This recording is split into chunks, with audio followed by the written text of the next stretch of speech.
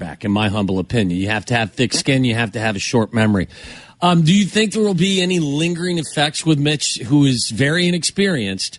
And he talked about some of the things he wanted to do better going forward. Do you think that there will be any lingering effects for him?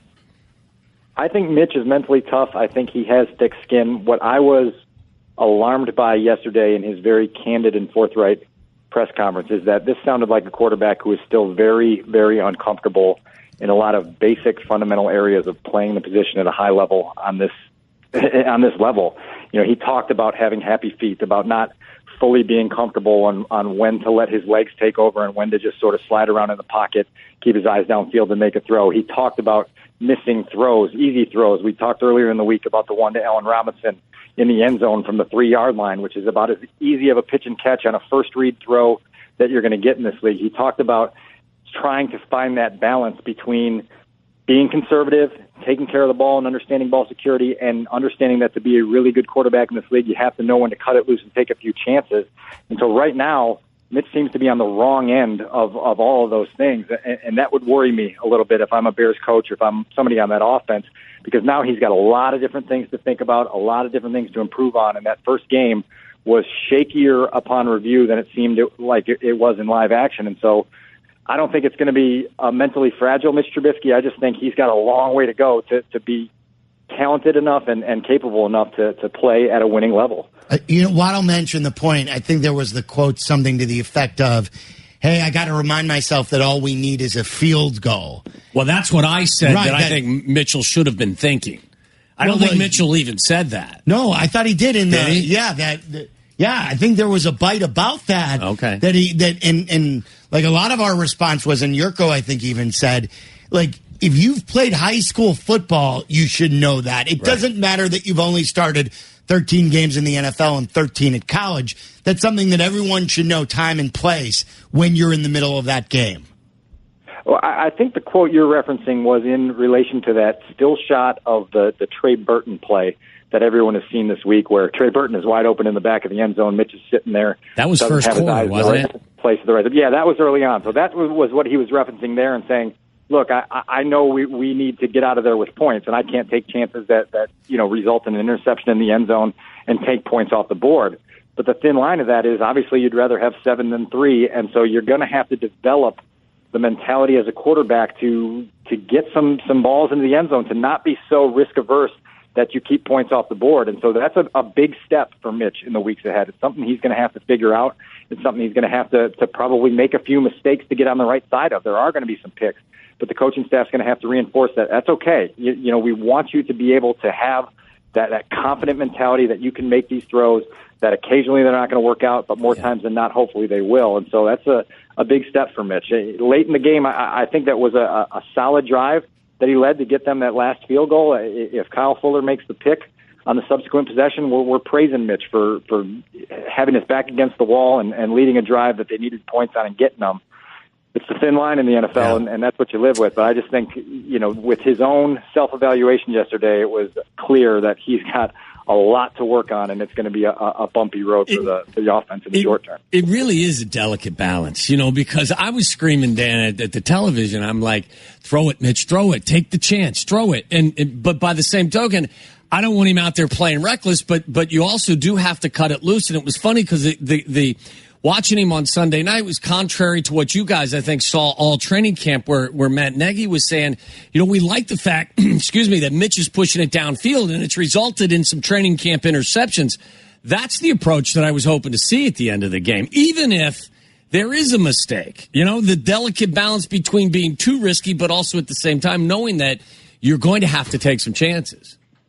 So I'll bring up two things here that may not be the most ideal conversation for Bears fans to listen to, but think about last October when the Bears won that game against the Panthers and ran the ball 107 out of 110 plays or whatever it was.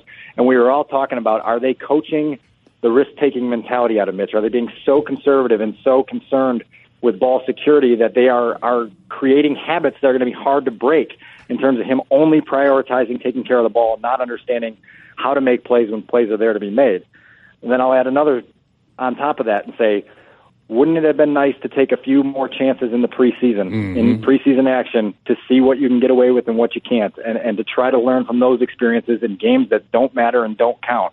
And so those conversations will linger, and we'll see where it goes in the next 3 weeks. I think we'll get a good chance at that early bye to step back and assess this all, and we better see a quarterback that's made dramatic progress from week 1 to week 4. Otherwise, the Bears could be in bigger trouble than we think. And this is what I said when they decided not to play their guys in the preseason. And I said, listen, they've chosen health over experience, and I'm cool with that. That just means they have a longer picture approach to this, which I'm also cool with as well.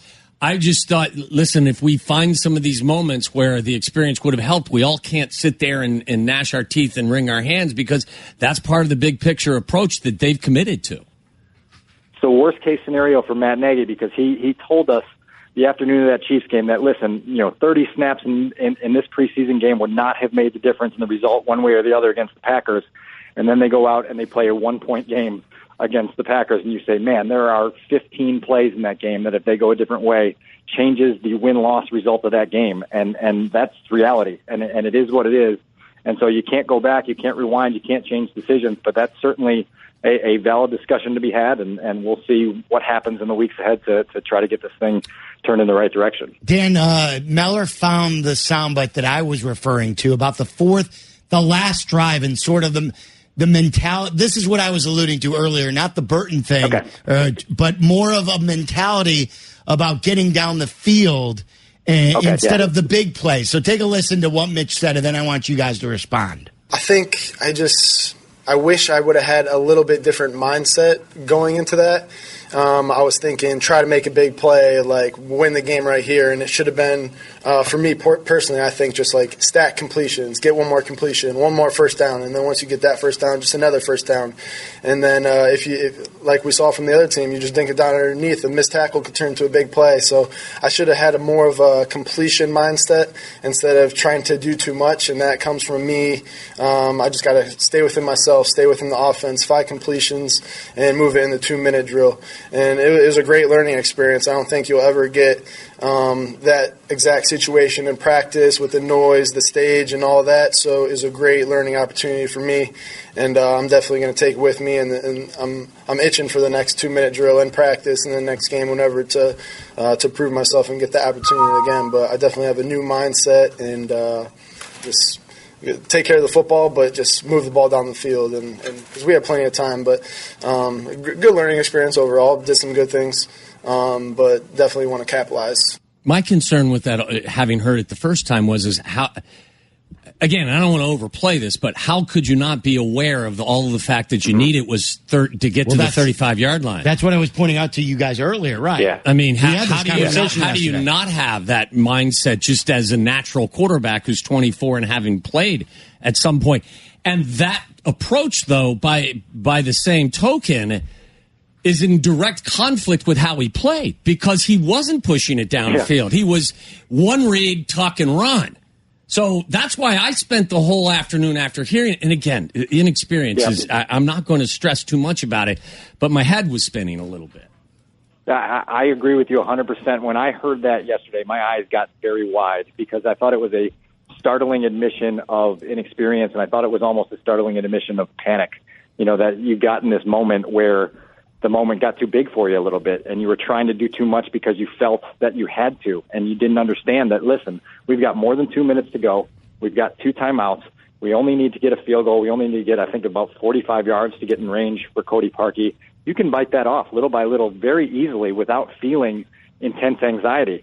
Mitch obviously admitted that he started to feel a little bit of pressure and a little bit of, maybe panic's too strong of a word, maybe it's not, but that he needed to make something big happen when he really just needed to make a bunch of small things happen. And that's it. It's a slap in the face to the entire city of saying, listen, we've told you for a while, this kid has a lot of inexperience to get through. It's going to take a lot of moments to get him through these things. And that's the risk of drafting a quarterback number 2 overall, who only had 13 college starts and wasn't in those moments a lot, who only had 12 starts a year.